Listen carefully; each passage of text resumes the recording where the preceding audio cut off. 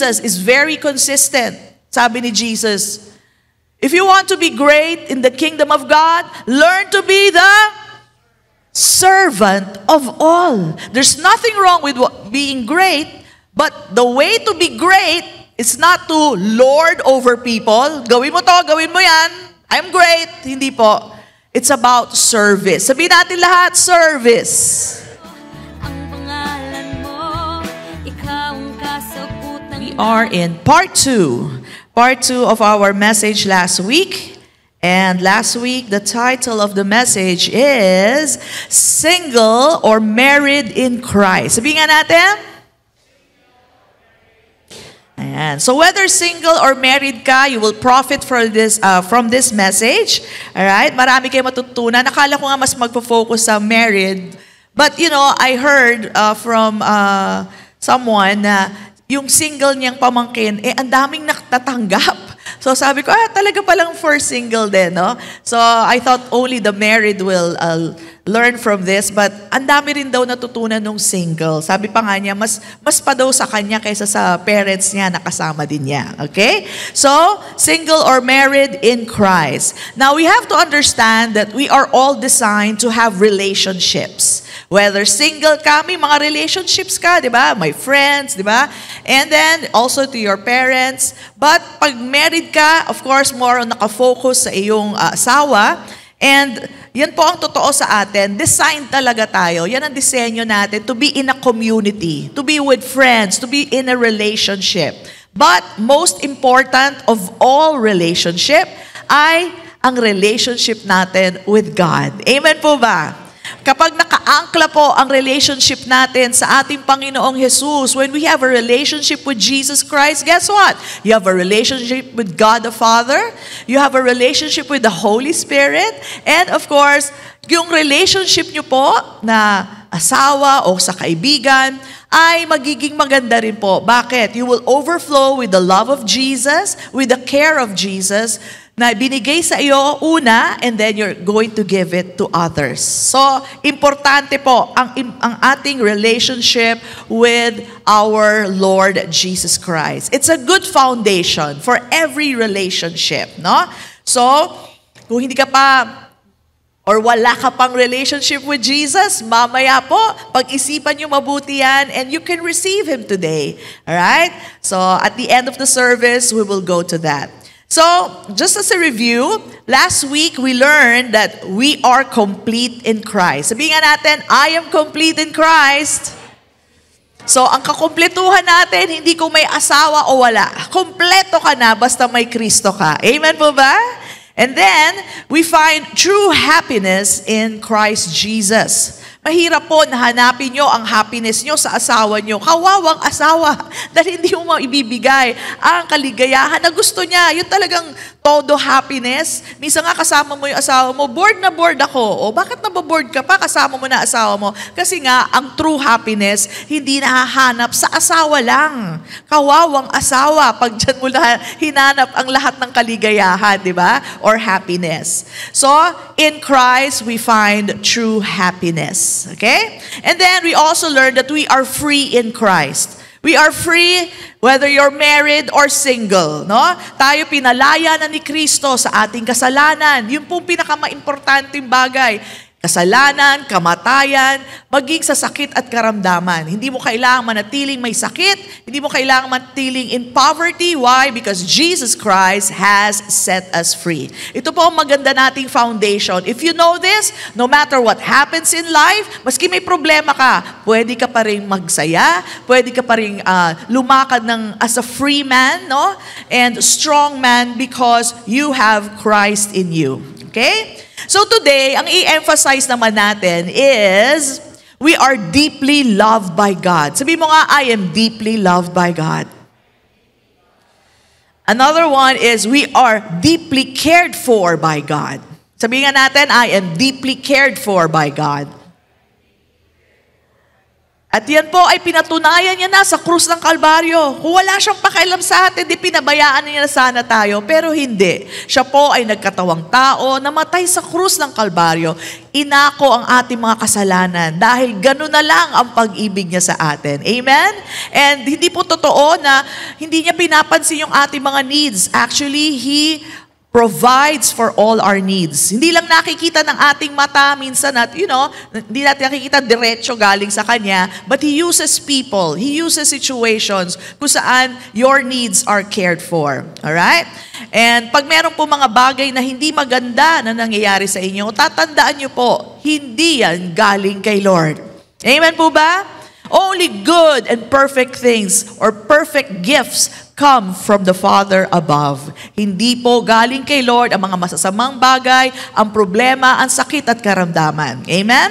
So, He deeply cares for us. And lastly, we are served first by Christ. Alam ko, nagsuserve tayo sa Panginoon, pero alalahanin natin, una siyang nagsilbi ng kanyang buhay sa atin. He came here as a man, serving His life. He gave His word to us so that we can be in union with Him. And then He saved or served His life at the cross. Buong buhay niya ibinigay sa atin. So ganun na lang po ang pag-ibig ng Diyos sa atin. And I'm saying this to you because if you keep this in your heart, no matter what happens to you, may mga nagsasalita ba patungkol sa inyo? May umaaway ba sa inyo? Kung ito po ang i-value natin sa ating buhay, then kayang-kaya niyong bumangon anuman ang inyong sitwasyon. You will be fine. Right? Regardless, if you are single, hindi mo iisipin, kawawa naman ako, single ako. Hindi. Meron kang Kristo. Mahal na mahal ka ni Kristo. Amen po ba? But it has to be a revelation. Hindi yung parang sinabi mo lang. Talaga pong mahal na mahal tayo ng ating Panginoon and He cares for you. Okay? So, whether single or married, isa ka lang naman dyan, okay? Sabi nung iba, Pastora, ako yung or. Natatawa ako sa mga discussion. Sabi nila, ako yung single. Ako yung married. Sabi nila isa, ako kaya ano? Ako yung or. Yun mga narinig kong insight eh. Okay, so in between daw siya. So anyway, whether you're single or married, focus on what you have in Christ. Ang dami pong binigay sa atin ni Lord. In fact, everything that you need has already been given to us. Every good and perfect gift. Alright?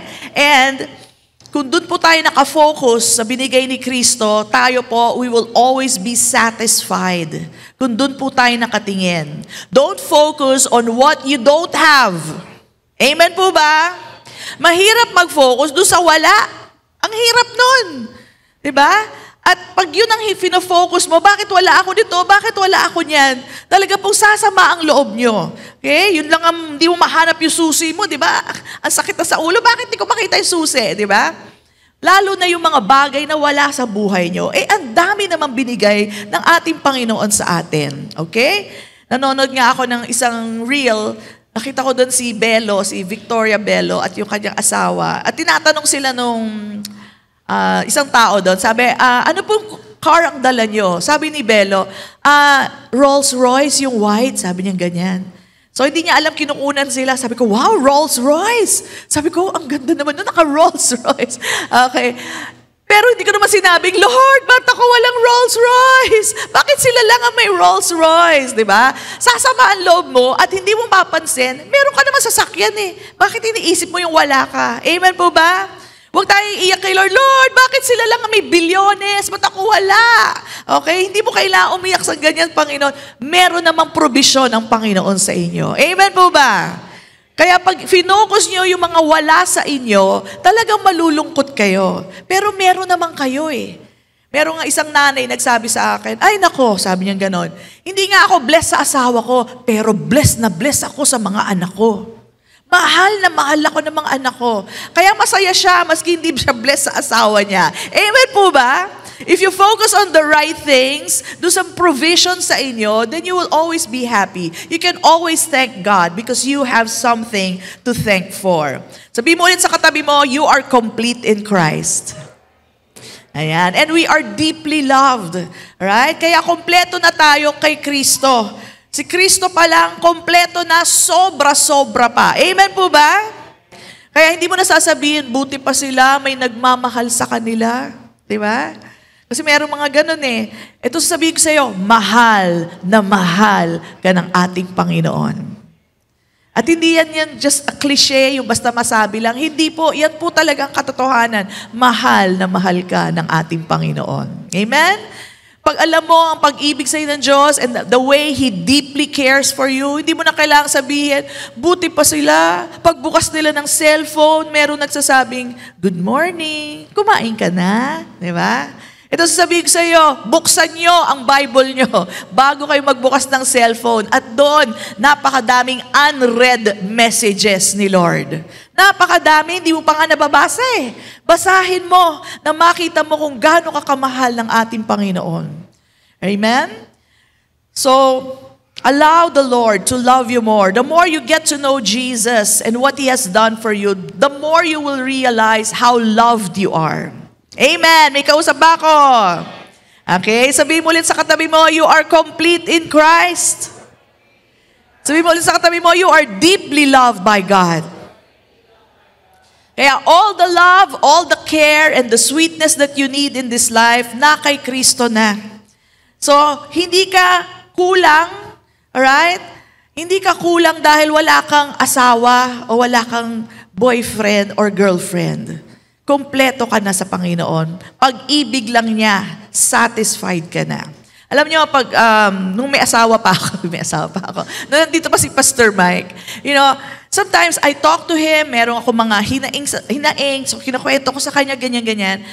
And, maski sinabi ko na sa kanya, my husband is a good husband, kaya lang parang hindi ko makuha yung tamang response, parang hindi pa ako sold. Okay? Tapos uulitin ko kay Lord, ba't ganito, ganyan. Pero pag sinabi ko na kay Lord, parang doon ko nararamdaman na salong-salo talaga ng Panginoon yung aking mga sinabi, tapos may kasama pang comfort ako nadadama. Kasi bakit? Ang asawa mo has a limit. Hindi niya masasalo lahat ng gusto mong sabihin at maibabalik sa'yo ng tama kung paano mo gusto. Pero pag kay Lord mo sinabi, grabe, as in solve ka talaga. Try it. You've got to try it. So that you will realize that talagang hindi kaya ibigay sa'yo ng asawa mo ang lahat. Pero ang Panginoon, kayang-kaya niya ibigay sa'yo. Amen? The things that you need in life, that only the Lord can know, He can fulfill you and satisfy you. Amen. So single, married, separated ka man, divorced ka man, or widowed ka, we are all complete and accepted in Christ. And that happens when you are a believer of the Lord Jesus Christ. You are deeply loved, deeply cared for, and served first by Jesus Christ. Ito muna ang gusto ko establish sa atin bago tayo pumasok sa marriage. Because if you are satisfied with Christ, all these other things, maliliit na bagay na lang yan. No?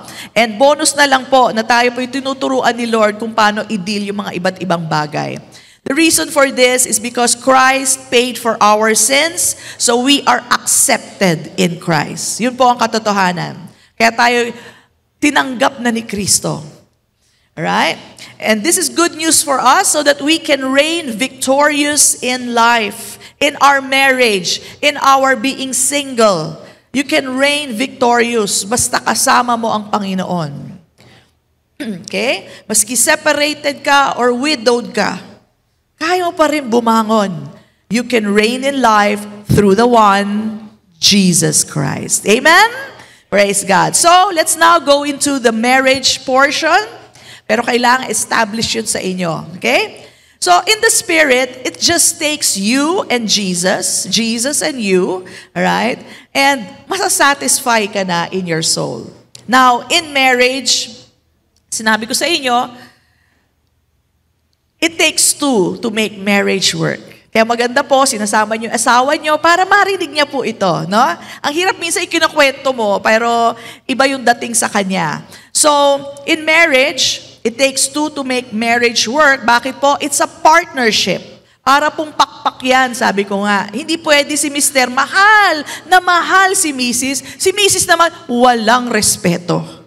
O kaya, si Mrs. naman, respetado ang asawa, nagsasubmit sa asawa, pero si Mr. wala namang pagmamahal kay Mrs. So for it to fly, yung marriage nyo, it needs both partners. That's why hear the word of God. Okay? So, the marriage is symbolic. Symbolic po ang marriage, if you remember. This is the great mystery of Christ and the church. Ipinapahayag po ng marriage ang relationship ni Jesus sa iglesia or sa church. No? Symbolic po yan. So napakaganda po na yung pag-ibig ng lalaki ay naibubuhos niya sa babae. Kasi symbolic nga po. Ginamit po ang marriage as a picture of the relationship of Jesus to the church. Okay? Marriage is a high calling. At medyo mahirap po talaga. Alam yan ng lahat na may asawa. Amen po ba? Hindi maliit na bagay. Talagang, it's a serious matter. And it is by the grace of God that marriage will work. You need God in your marriage. Amen. Do you agree? Okay? And maganda po, supposedly, ito po yung perfect scenario that the husband so loves the wife and the wife responds like the church, submitting to the love of the husband. It becomes a wonderful testimony of the truth of Jesus' relationship with the church. So it really takes two for marriage to work. However, kung hindi parehas, meron pa ring solusyon dyan. It takes time nga lang po. Okay? So mapapansin niyo po sa Bible, every time nakakausapin ang lalaki, kakausapin din ang babae. Palagi yan. Pag kinausap naman ng babaeng asawa, kakausapin din ang lalaking asawa. Because it takes two for marriage to work. So today, we'll talk about headship. Sabihin natin lahat, headship. Ano ba yung headship? And this time, we will see it in the description or in the definition of the Bible.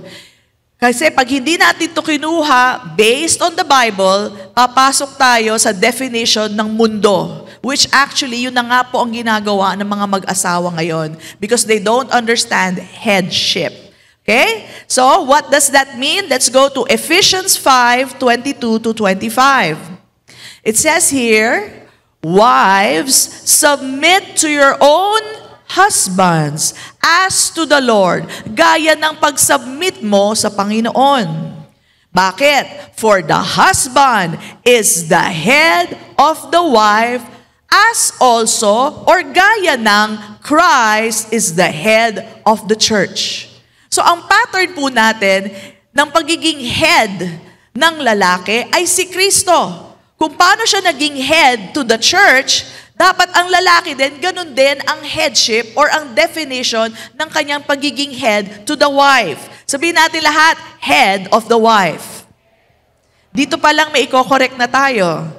Madalas sa mundo, ang tawag sa lalaki, head of the family. Hindi po eh. He is head of the wife. Okay? Now, hindi naman masama yung meaning niya, yung pagkasabing head of the family. But the truth, if you want to go scriptural, it is more of head of the wife. Okay? So, ulo ng babae, asawang babae. Ituloy po natin.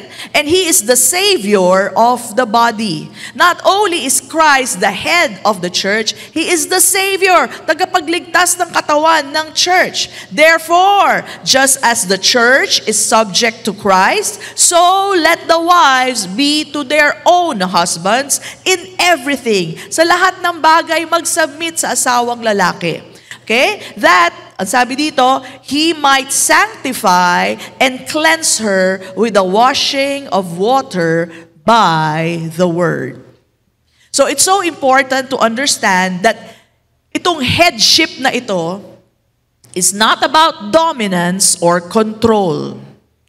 Alam natin yan sa Pilipinas, no? Kulturang Pilipino, sabihin, ako ang asawang lalaki, sumunod ka sa akin. Ako may suot ng pantalon, di ba? Familiar ba kayo sa ganong kultura? Meron ganon, di ba?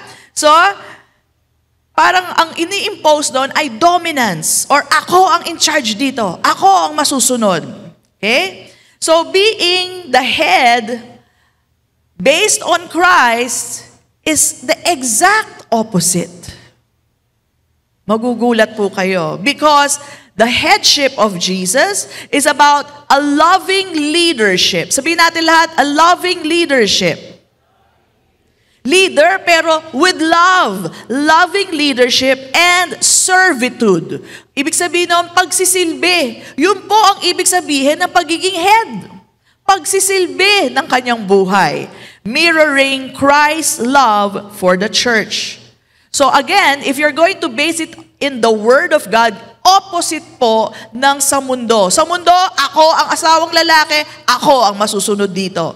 Pero dito po sa Bible, ako ang head, ako ang ulo, ako ang magsisilbi sa'yo. Nakita niyo ba yon? So, opposite.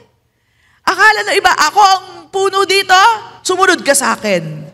Magsilbi ka sa akin. Yun po ang world's way. But the Bible way is, I am the head, I will serve you. Amen? Nakakagulat, ano? So, yung salitang ako ang lalaki, ako masusunod dito, ay kultura lamang po. Kulturang Pilipino. Kultura, pero hindi totoo. Wala pong katotohanan dyan.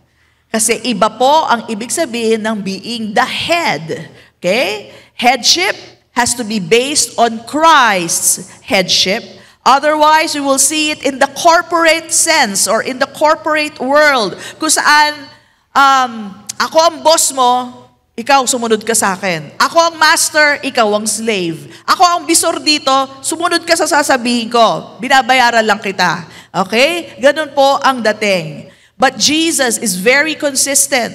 Sabi ni Jesus, if you want to be great in the kingdom of God, learn to be the servant of all. There's nothing wrong with being great, but the way to be great is not to lord over people. Gawin mo to, gawin mo yan. I'm great. Hindi po. It's about service. Sabihin natin lahat, service. Alright? Ibang klase po ang paraan ng ating Panginoon. It's not about lording over you. Sabi niya, yung mga Gentiles yan ang gawain. They lord over you. Meaning to say, sumunod ka. Pero sa Panginoon, magsilbi ka. In the book of Philippians, sinabi po yon, Jesus came to serve, not to be served. Pumunta siya dito para maglingkod, hindi para paglingkuran. So yan po ang ibig sabihin ng pagiging head. The man is the head of the wife, or the husband is the head over the wife. Ibig sabihin, ang lalaki pagsisilbihan ang babae. Mamahalin ang babae. At yan ang tunay na headship. Amen po ba? Alright? So, alam po natin that it will flow to the family. Pag nakita ng mga bata, yung tatay marunong magmahal sa asawang babae, natututo rin magmahal ang mga bata. Okay? Alam niyo po, one time I was able to share to many pastors, no? Nandun si Brother Mel, siya po ang nag-organize nun. Dito po sa ating church ginawa. And I shared about the Lord is my shepherd. Okay, the Lord. So, na-define ko ano yung lordship ni Jesus. And sabi ko nga, He is a shepherd. He makes us lie down in green pastures. He doesn't make us work for the green pastures. He prepares a banqueting table for us. So, pag nakita niyo po consistently, the Lord serves the sheep. Hindi lords over the sheep. So that is the true definition of being a Lord to Jesus, of being a head. And may dumating ang pastor, pinag-pray po ako, but before he did, ay sabi niya, I was also guilty of that. He treated the church like a corporate setting. Siyempre, pag corporate, ikaw ang boss bilang pastor, at yung mga tao, sumunod kayo dahil corporate setting to. Okay, sabi niya, nagkamali ako. And sabi niya, I realize, sabi niya ganon, ang church ay isang pamilya. Right? And sabi ko nga doon sa shinare ko na ako po bilang pastor, sabi ko, I'm called to serve the sheep, the precious children of God. And we're not supposed to treat the children of God na para bagang pwede mong kontrolin at kailangan gawin mo to, kailangan gawin mo yan. Hindi po yan trabaho ng pastor. Ang pastor po, katulad ng good shepherd, he makes you lie down in green pastures. He leads you to still waters, prepares a banqueting table for you. So, kami pong pastor, kami po ay servants nyo. Hindi po kami yung mataas, ang taas-taas ni pastora, hindi maabot, hindi po. Kami po ay servant nyo. And so, by the grace of God, nagpapasalamat ako sa Kanya sa tiwalang ibinigay niya sa akin to take care of the children of God. Ito po ay divine, should I say, pleasure for me to serve you all. Makakaasa po kayo. Amen po ba? Praise God. Come on, bless the Lord. So, pamilya po tayo. Malaking pamilya. At tayo po'y magkakapatid. Katulad nyo, ako'y kapatid nyo rin. No? And napagkatiwalaan lang po na bantayan kayo, alagaan kayo para sa ating Panginoon. Precious, precious, blood-bought children of God. Amen? Okay, so this is a family. At ganun din po sa pamilya. No? Pinagkatiwala sa iyong asawa mong babae, mahalin mo, alagaan mo. Okay? So that is what being the head of the wife is all about. It's not about ordering your wife. Okay? It's not about being dominant towards your wife. It's about loving and serving your wife. Ephesians 5:25 again says, husbands, love your wives just as Christ. Gaya ng ginawa ni Kristo, just as Christ loved the church. Hindi ordered the church. Tama po ba? Hindi sinabing ordered the church, dominated the church. Hindi po. Just as Christ loved the church and gave Himself for her. Gave Himself up for her. Okay? And ito po nakakatuwa nito. When Jesus died for us, do you know that we were still His enemies? Di ba? We were still His enemies when He died on the cross. Okay? So, sabi ko nga, ang asawang lalaki, hindi lang pagsisilbihan si Mrs. pagbati sila. Maski galit si Mrs. sa kanya at meron pa silang LQ, pwede mo pa rin pagsilbihan ang iyong asawang babae. Hindi mo iintayin magbati muna kayo bago mo pagsilbihan. Amen? Kasi ito ang pag-ibig ng Diyos na nasa inyo. And of course, husband's role is, as you can see, it's sacrificial. May kaunting sakripisyo, no? Sacrificial to serve his wife, okay? Just as Christ loved and served the church. Now, men, I'm going to tell you something na you might not be aware of, but alam niyo po, ang mga lalaki po, you are designed to serve. Meron po tayong mga lalaki dito sa church. Ayun, isa. Ayun. Ayan, okay? So, you're designed to serve, not in a bad way, but in a good way. Alam niyo po pala, pag nagsuserve ang lalaki, especially sa kanyang minamahal, ay meron po mga chemicals that are released by the body. It's called dopamine. And it brings out the best in you. Na-energize ka. Nakakita na ba kayo ng lalaking nanliligaw sa babae? Iba ang galaw. Parang ang liksi. Parang punong-puno ng energy, di ba? Ganun yun eh. Kasi he was made to do that. Ang sarap tingnan. Ito mo halatang-halata, love na love niya, oh, di ba? Iba ang galaw ng lalaki pag siya'y nanliligaw at pag kung may asawa man, ay mahal na mahal ang asawa niya. May liksi. May energy. Why? Because dopamines are released when a man serves his wife. Okay? You are designed by God to serve. Sa Garden of Eden pa lang, sa iyo na ay binigay. Tend the garden. Keep the garden. That's all about service. And good chemicals are produced in the body when you serve. That's why you're energized. You feel better when you serve. Nakakita na kayo ng lalaki na nasa tambay lang?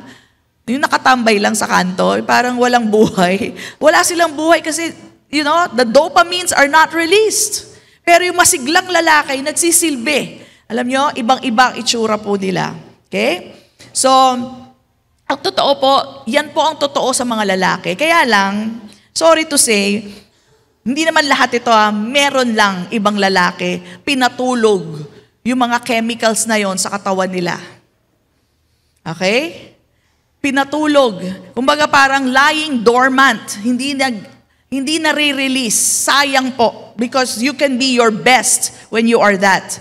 Okay? And pasintabi lang po, pero ang totoo po niyan, mga misis, kayo po ang may sala niya.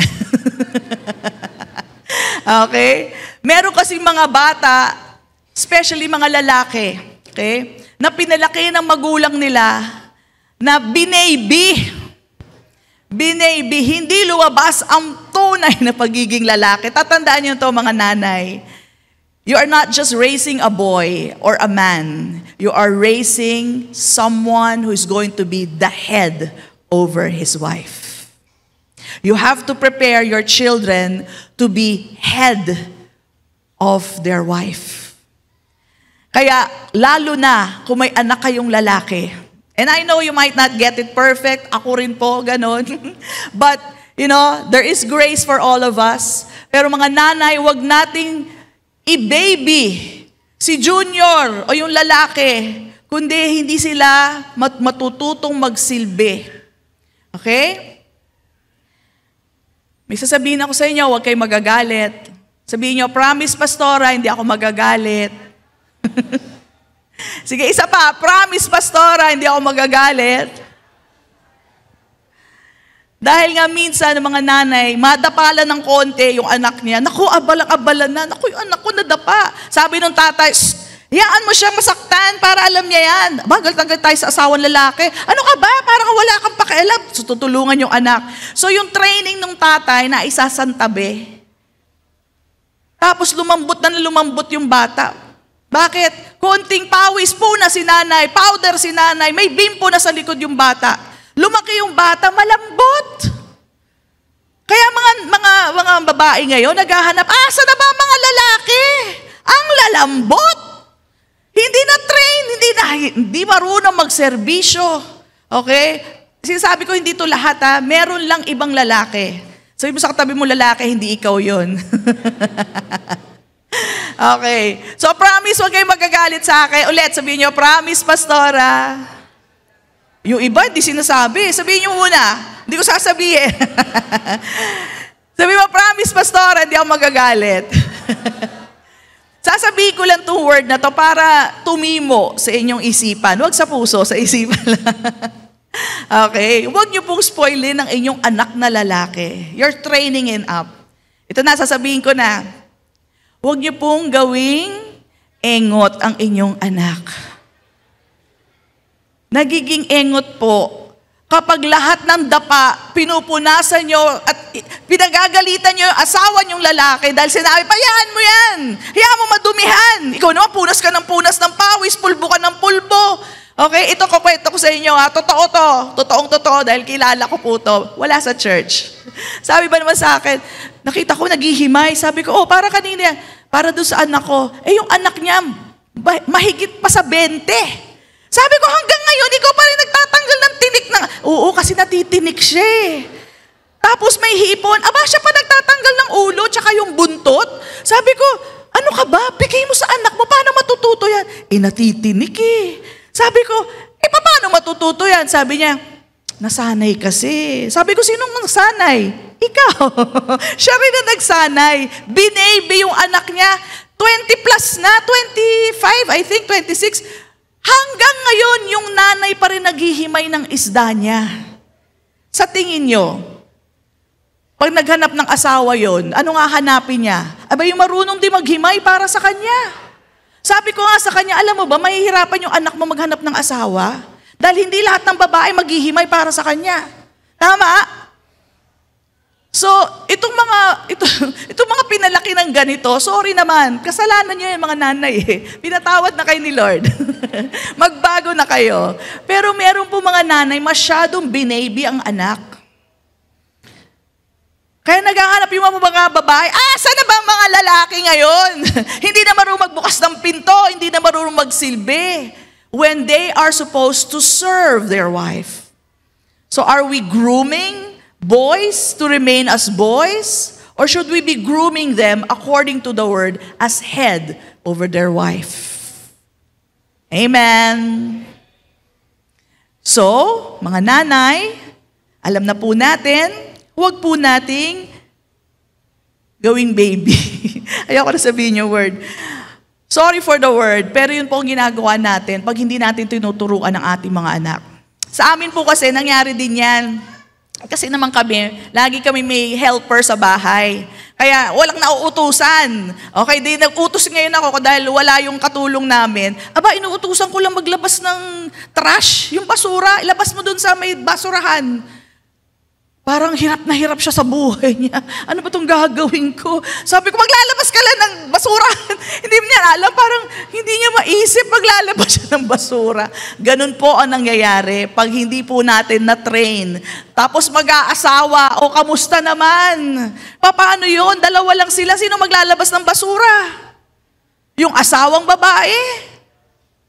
Amen. May kausap pa ba ako? Remember, we are raising boys to become the head of the wife.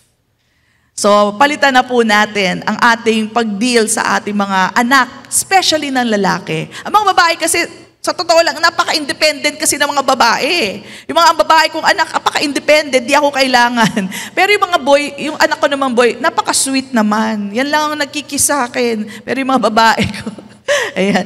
Magkakaiba kasi. Alright? So, don't do everything for them. Let them do their part. Biro mo, magtitiklop lang ng damit, ikaw pa magtitiklop, hayaan nyo sila. Kung magulo ang cabinet, pero huwag nyo titiklopin ang damit nila. 30 na yan. Siya na ang pagtiklopin nyo. Okay?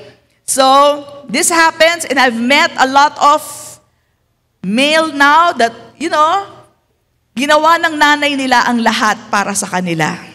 So, we are supposed to show them Jesus. Jesus was not afraid of pain. Jesus was not afraid to take risks. Okay? Hindi siya takot mag-mob. He's not afraid to suffer. Show them Jesus. Okay? And mga lalaki, mga mister, hindi pa huli ang lahat, look to Jesus. He is God, but he became man to serve his life. He is king, and yet he came to become one of us, to serve us his life. Jesus is the real measure of what a true male is. Okay? At mas magiging makahulugan ang buhay kapag nagsisilbi tayo, una sa Diyos, and then to our wife, to our family. And this is the definition of headship. Yan po ang tunay base sa definition po ng Bible. Okay? And dahil naman po sa pag-ibig nyo kay Mrs., sa pag-aalaga sa kanya at pagsisilbi sa kanya, alam nyo po ba ang kasunod? The wife will now respect the husband. Okay? Kaya niya magagawa yan is because una siyang minahal ng kanyang asawa. And this is based on 1 John 4:19. Bakit ba natin mahal ang Diyos? Ang sabi po dito, we love Him because what? He first loved us. Una tayong minahal ng Diyos. Kung hindi naman tayo minahal ng Diyos, hindi natin siya mamahalin eh. Pero totoo, una niya tayong minahal, kaya ngayon, mahal na rin natin ang Diyos. Amen? So ganun din yon mga husbands. If you will just love your wife, and you're doing this unto the Lord, then your wife will love you back. Okay? So husbands, ito po ang gagawin. Una, receive the love of God so that you can love your wife and then your wife will respect you. It takes two for marriage to work. So tapos na tayo sa lalaki, punta naman tayo sa mga babae. Mga misis, respect your husband. Amen po ba? Do you respect the Lord? Parang hindi. Do you respect the Lord? Respect your husband. Likewise, respect your husband. Bakit? He is the head. Not of the family, he is your head. Yung head of the family sa world lang yan. Ang totoo, he is the head of you. He is the head of the wife. Okay? At bilang ulo nyo, binibigyan natin ng papapahalaga. Sino dito, yung ulo nyo, sinisiksik nyo sa lahat ng butas? Nakakita lang kay butas, siksik nyo kagad na ganun. Hindi, di ba? Bakit? Because we respect the head. We take care of the head. Inaayos natin yan, inaalagaan, nilalagyan ng moisturizer, at kung ano-ano pa. And we don't treat the head just like any other part of the body. Sino dito, parehas lang ang treatment nyo sa ulo at sa paa? Taas ang kamay. Aba, hindi, di ba? Dito, ang dami yung nalagay. Tretinoin, ano pa ba? Moisturizer, may powder, at kung ano-ano. Yung paa nyo, huhugasan nyo lang yan, tapos na eh. So, iba po, magkaiba. We give distinct care for the head. Bakit? Yan po ang nararapat. Okay? So, without the head, no way can you function as the wife. No, we need to respect the head. Why? Because it is God who made your husband the head over you. Amen. Sabi nga, the husband is the head of the wife, just as Christ is the head of the church, his body. May sasabi naman sa akin, well, pastora, hindi ko ka-respeto yung asawa ko. Okay? Yung asawa ko ganito, yung asawa ko ganyan. I've heard all the stories, okay? Walang care, pastora. Walang love sa akin. Okay, noted na yan. Pero kung ganyan po yan, just do your part as a believer. Okay? Yes, it takes two. Kaya lang kung hindi nag-work ito, hindi nag-work yung pagmamahal ng mister, hayaan nyo na yung respeto nyo, ibigay nyo as unto the Lord. Okay? So, ibig sabihin, ibibigay nyo pa rin sa Kanya, dahil naniniwala at nananampalataya kayo kay Kristo Jesus. Amen? Just do your part as a believer of the Lord Jesus Christ and His Word. And that will activate things. That will have an effect on your husband. Respect based on obedience of faith. Can we go there? Respect based on obedience of faith in Christ, not because of what your husband is doing. So ang obedience mo ay dahil kay Kristo, hindi dahil sa ginagawa ng asawa mo. Do you understand that? Kasi may ibang mga misis nagreklamo, pastora, nasasaktan ako sa asawa ko. Pagdating niya sa bahay, kakain lang yan. Di man lang tutulong. Tapos yung laban ay babato lang na ganyan. Alam naman niya, ako naglalaban, nasasaktan po ako, pastora. Well, alam niyo po ba? What does the word say? Ang sabi pa rin, irespeto mo pa rin siya. Mag-submit ka pa rin. So just do it according to the word of God. Okay? You don't act because of what He is doing. You're acting because of what the Lord has done for you. At alam mo, yun ang tama na gawin. So, imbis na sigawan nyo ang asawa nyo, ipag-pray nyo. Imbis na batuhin nyo, okay? Ibato nyo siya kay Lord. Lord, I cast all my cares upon you, for I know you care for me. Hindi mo na siya problema. Si Lord na ang bahala sa kanya. Amen po ba? Ipagkatiwala nyo kay Lord. Pastora, lagi na lang niya ginugulo, hindi man niya inaayos, ako nag-aayos. Gawin mo pa rin ang gawin yon. So ginulo niya, ayusin mo. At pag inayos mo, yung ayos na may respeto. Yung talagang inayos mo na maayos na maayos. Tapos pag nakita niya, ayos na naman. Tapos ginulo na naman, hindi na naman inayos, ayusin mo ulit. Makikita na naman, ayos na naman. Ang ganda pa ng pagkaayos. You know, that will have an effect on him. Why? Because you are obeying in faith to the Word of God. You're doing it unto the Lord. And that will have an effect on him.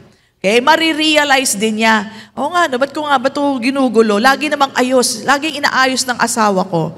It will have an effect on them. Why? Because you are obeying the Lord. At kung hindi kayo makatanggap ng pag-ibig sa Kanya, ito yung ine-emphasize ko kanina, draw your love from Jesus Christ. Hindi ka magkukulang. Amen? Doon naman talaga ang hugot ng pag-ibig kasi hindi maibibigay lahat yan sa'yo ng walang makakapagbigay ng pag-ibig na kailangan mo. Diyos lang. I've been married, I've been there, pero hindi ang asawa mo lang makakasatisfy sa'yo. Ang Panginoon lang, maniwala kayo.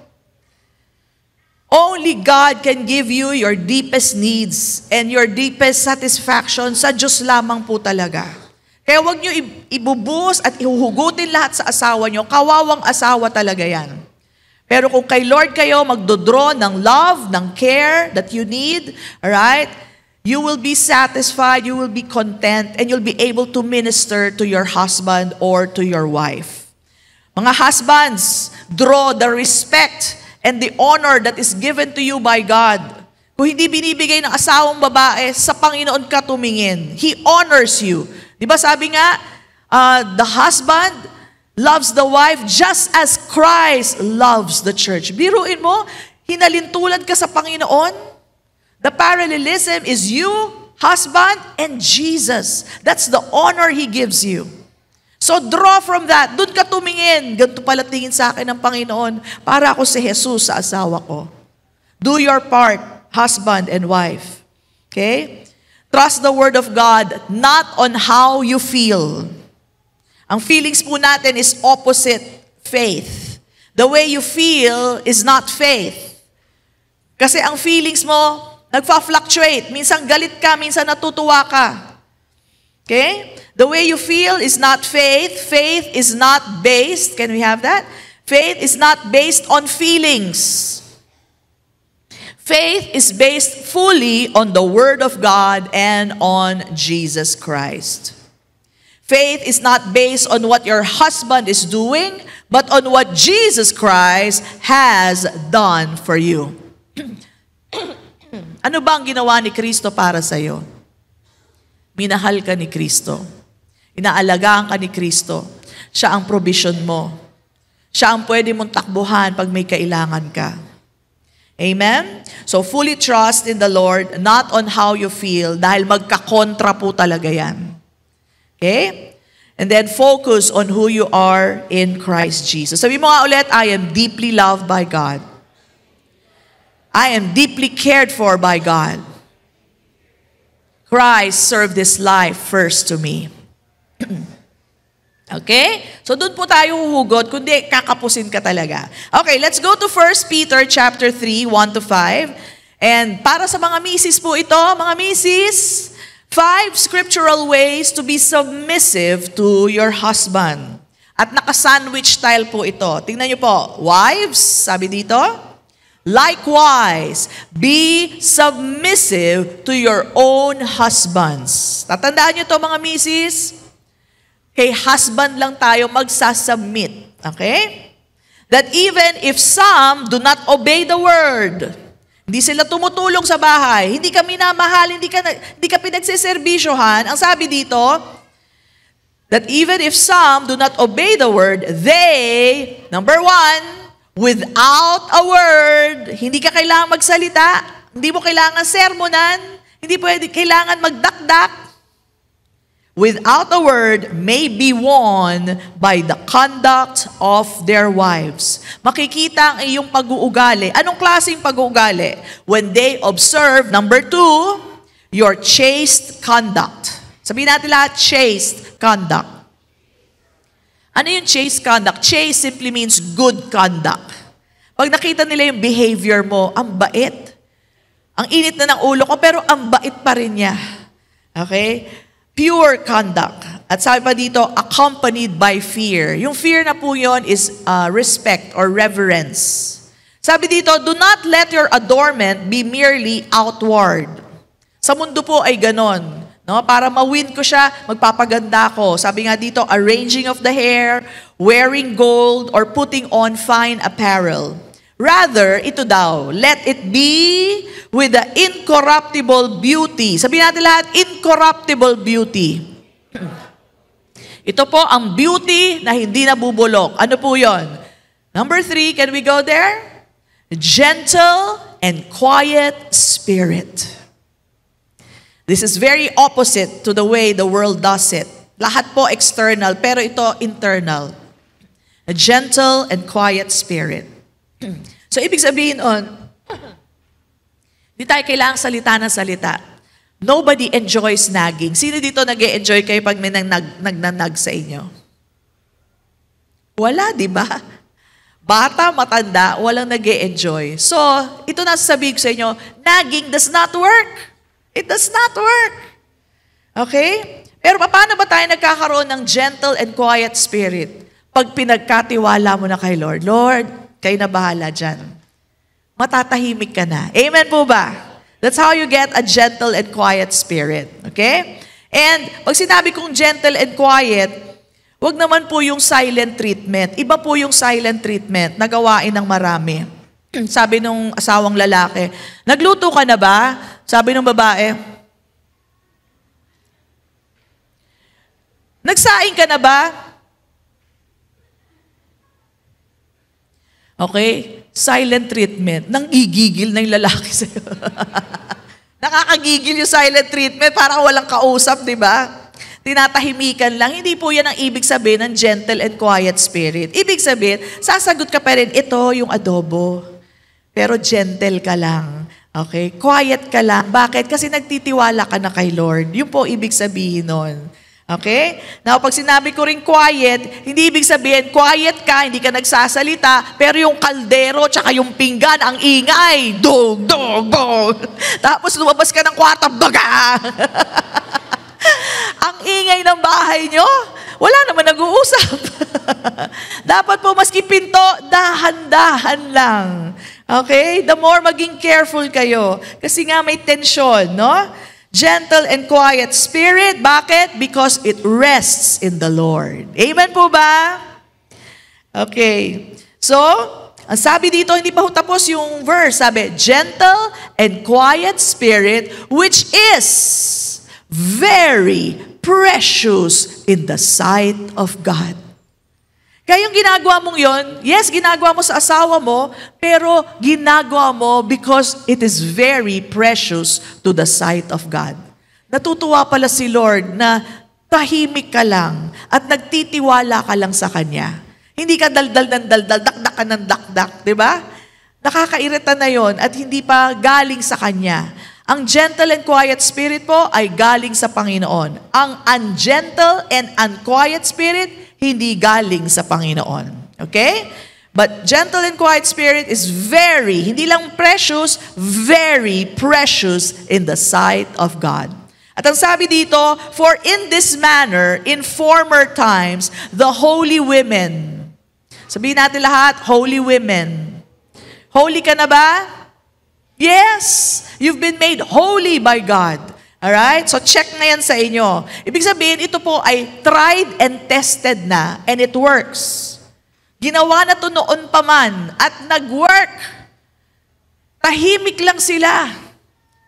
Pero na-win over ang asawa nilang lalaki. Alam nyo, gulatin nyo yung asawa nyo. Tumahimik lang kayo. Sabi mo, okay, sige. Magugulat, anong kinain mo? Anong nangyari sa'yo? Diba? Minsan, si Pastor Mike, hindi yun pumapayag sa akin pag lumalabas ako eh. Nari, mga reunion, ayaw niya yun. Kaya sabi nga sa akin nila Manit noon, sabi, Pastor, hindi ka maabot eh. Kasi parang hindi namin hindi ka pwede imbitahan. Kasi noon talagang si Pastor Mike sa tabi niya lang ako palagi. And pag may mga reunion ako, sabi niya, wag ka na pumunta doon. Ganon niya, dito ka na lang. Tapos, take out niya ako, date kami, ganyan. Pero ayaw niya ako pinapayagan. So, ako naman, syempre, ano ka ba, reunion namin yun, syempre dapat lahat nandun. Lagi ako may salitang ganyan. But finally, sinabi niya sa akin, yung may alam na ako sa word, natutunan ko to, sabi niya sa akin, huwag ka na pumunta doon. Taon-taon, syempre, reunion, di ba? So, sabi ko sa kanya, okay. Sabi niya, sige na nga, pumunta ka. 2 hours lang ha. Pumayag din. Nagulat siya kasi hindi ako nagsalita. Okay? Gulatin yung asawa nyo. It works. It really does work. Diba? So bakit po? Nagtiwala ka na lang kay Lord. So sabi dito, holy women, that's number 4. Number 5, trusted in God. Okay? So it's about trusting God. Hindi yung ikaw ang gagawa ng paraan. Sisigawan ko to para makinig sa akin. Hindi po. Magtiwala kayo sa Diyos. It works. Okay? Trusted God also adorn themselves. Ano po inadorn nila sa sarili nila? Gentle and quiet spirit. Okay? Being submissive to their own husband. Okay? Sabihin natin lahat, it works.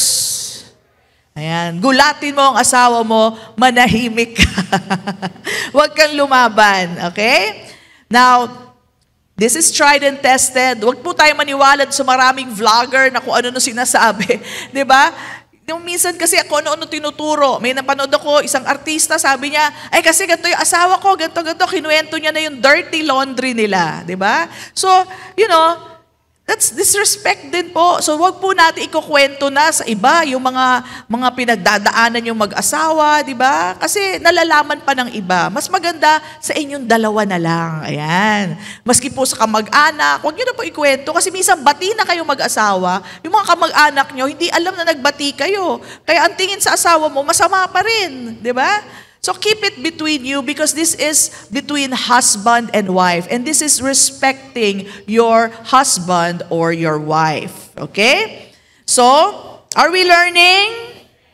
Okay. And remember, we have the fruit of the Spirit. Ano po ba yung fruit of the Spirit? Tayo po'y hitik na hitik sa bunga ng Espiritu Santo. And this is what we can give our husband. Can we have that on screen? Ito po, ang fruit of the Spirit. Sabay-sabay po, we have love, joy, peace, patience, kindness, goodness, faithfulness, humility, and self-control. Hitik ka sa bunga ng banal na Espiritu ng Diyos. Kaya hindi mo na pipigain yan sa sarili mo, marami ka niyan.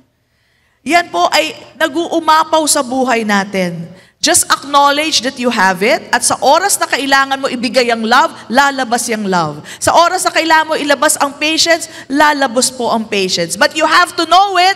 So yung sa katabi mo, you have to know it. Kailangan alam mo. Kasi pag hindi mo alam, it all comes and begins with knowledge. You have to know you have all this fruit of the Spirit para sa oras na kailangan mo i-display, ma-i-display mo. Amen po ba? Okay? So, yan po ang bunga ng Espiritu, lalaki, babae, meron po kayo nito. All you need to do is to display it sa oras na kailangan mo i-display yan. You always have it. Okay? At mga misis, okay, patas tayo lalaki, babae, pinag-uusapan natin. Mga misis, kung meron naman kayong napakabait na asawang lalaki, right?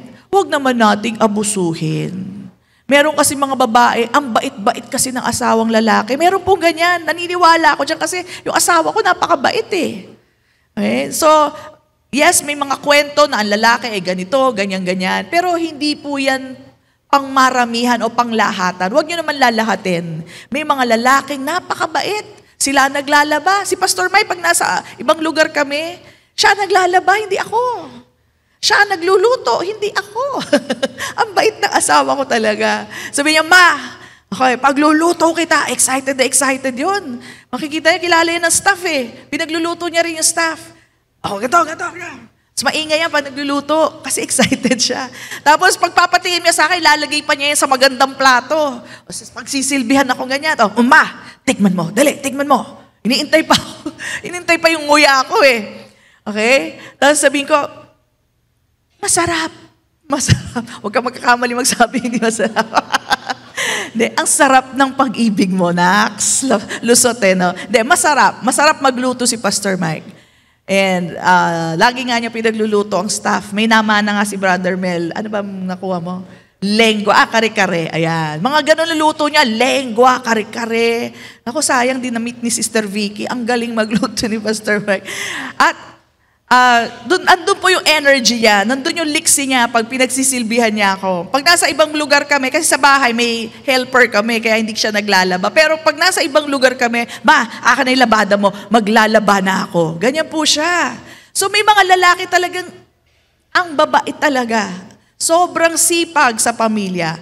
Kapag gano'n naman po mga misis, huwag nyo namang abusuhin. Meron kasi mga babae, hinihiya sa harapan ng pamilya nila. Biro mo, nandyan yung nanay at tatay ng babae. Tapos sinisigawan yung asawang lalaki. Huwag naman po gano'n. Tandaan nyo, siya ang tinalaga ng Diyos na ulo mo. Are you listening? He is the head of the wife. Listen to me. Pag ang ulo, tapakan mo. tapak-tapakan mo, saan ka makakarating? I tell you, you are wrecking your own life. Meron kasi mga babae, kay tatapang. Hindi ko kayo kilala, wala akong alam dito, pero meron pong ganon. Na nasisira na yung structure na ginawa ng Panginoon. This is the divine structure of God. That the man is the head. Tapos tatapak-tapakan lang natin. Minamaliit natin minsan. Nag-usap nga kami ni Manang kanina, sabi niya sa akin, ay naku ma'am, sa probinsya, yung Manang yung kasama ko sa bahay, kasi nakinig din siya. Sa probinsya, mas malala. Sasabihin daw ng babae, ano namang alam mo? Magsasaka ka lang. Ginagano daw yung asawa niyang lalaki. Sabi ko, akala ko pa naman pag sa probinsya, mas mabait yung mga misis. Sabi niya, ay hindi ma'am, mas malala kung duru-duruin yung asawang lalaki. Sabi ko, ba't ganun? Sabi ko, kawawa naman po, hindi ho tama yan. Na kung mabait ang asawang lalaki, ganun na lang po.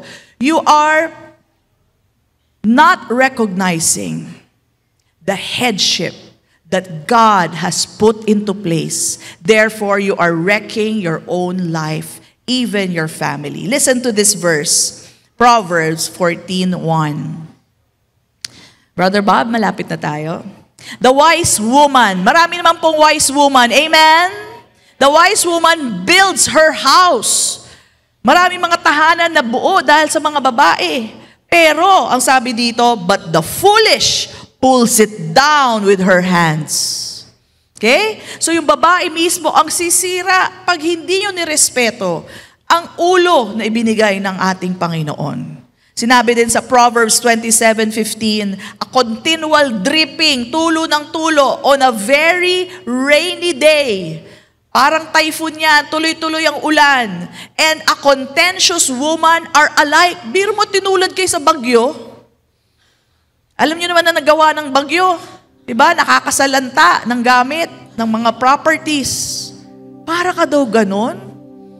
Pag contentious ka, ano ba yung contentious, pastora? A contentious woman is someone who is habitually, ginawa ng habit, ang alin? Argumentative, argue, quarrelsome, and prone to starting disputes. Yung makagawa lang ng away, biro mong ganda-ganda ng umaga nyo, nagkakape kayo. Bilang papaalala mo, yung butas ng bubong natin hanggang ngayon, di mo pa inaayos. Teka naman, ang ganda ng umaga Papasukin mo ng ganyan, huwag mo sirain, di ba? So minsan may babae pong ganyan. Sad to say, there are. Wala naman akong kilala personally, pero meron daw pong ganyang babae, no? And the Bible speaks about this. Sabi nga do, isang Proverbs, mas maganda pa daw, nasa ibabaw ka ng bubong kaysa kasama mo ang isang nagger. Ganong katindi. Di ba haling nasa taas ka na lang daw ng bubong? Wala kang cover? Basta huwag mo kasama yung nagger.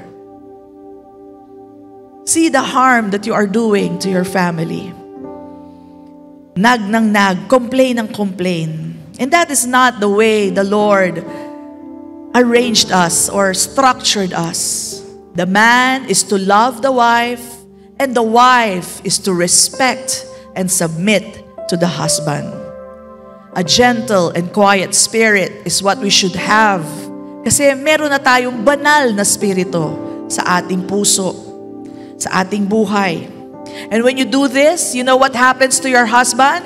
He becomes like a king of the house, na handang magserbisyo sa kanyang asawa. He becomes a man of the house. Ito ang bahay ko. I feel safe here. I feel respected here. Ito ang bahay na lagi kong uuwian. Ito ang bahay at tahanan na pagsisilbihan. At pag ang babae naman ay minamahal ng lalaki, ganun din, she feels like a queen. Parang siyang reyna. Na ang sarap umuwi sa bahay, ang sarap pagandahin ng bahay. Bakit? Nagmamahal si Mister at si Mrs. naman marunong magrespeto. Of course, marriages cannot be perfect. And if your marriage is like that, today I tell you, draw from Jesus, who deeply loves you and deeply cares for you. He will sustain you. Ano man ang sitwasyon mo ngayon, hindi ba perfect? Hindi ba ideal? Draw from Him. I tell you, maski may ganyang kasitwasyon, hindi man maayos, pero may kalakasan ka galing sa ating Panginoon. draw from Jesus Christ. You are deeply loved and deeply cared by God. And remember, He served you with His life. And alam niyo po, pag ganitong ginagawa natin sa bahay, we try to, by the grace of God, serve one another, respect one another. Alam niyo po ba, without a word, you are teaching your children to love. You are teaching and preparing your children to respect other people, to respect you. Okay? Paano? Nung tinuruan mong, nung minahal mo yung asawa mong babae, tinuruan mo na rin silang magmahal. Nung nirespeto mo yung asawa mong lalaki, natuto rin silang rumespeto, even without a word. And these are valuable lessons that they will learn. Sabi nga, the best way to love your children is to love your wife. The best way to respect your children is to respect your husband. Amen? At pag ganito po ang ginagawa natin, by the grace of God, you're allowing your family to grow, to raise kids na maayos, and you see Christ in your family. Amen. So, this afternoon, I pray na single ka man or married ka man, may natanggap ka ngayon. Kakaiba sa mundo, pero totoong-totoo, galing kay Kristo.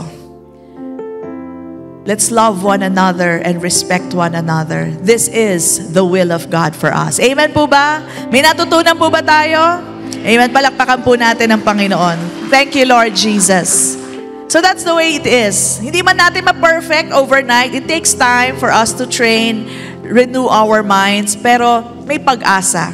Look unto Jesus. Amen po ba? Praise God. Hallelujah. So this afternoon, kung wala ka pang relasyon kay Jesus, ito ang pinaka-importante.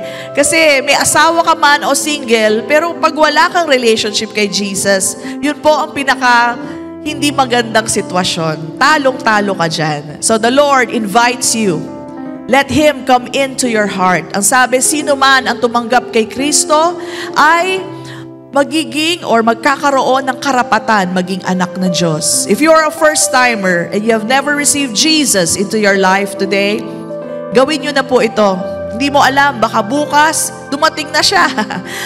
Diba? So we need to be prepared. So, sabayan mo ako sa isang maiksing panalangin, receiving Jesus into your heart, declaring that He is Lord. Sabihin natin lahat, Jesus is Lord. Okay, so yun po ang totoo. Siya po ay Panginoon. Siya po ang nagligtas sa atin by giving His life on the cross. He served His life for all of us. If you will receive Him today, you will be saved. So sabayan mo ako sa panalangin na to. Sabihin mo lang, Panginoong Jesus. Sige po, lahat tayo sabihin natin, Panginoong Jesus, tinatanggap kita sa aking buhay. Ikaw ang aking Panginoon. Naniniwala ako na pinatawad mo na ako sa aking mga sala. Ikaw ang tumanggap ng kaparusahan ko. Salamat, salamat sa kapatawaran. Naniniwala ako ay ligtas na. Salamat sa buhay na walang hanggan. And this I believe, this I receive. In your name, Lord Jesus. And everybody says, Amen and Amen. Palakpakan po natin ang Panginoon. Praise be to God. Amen.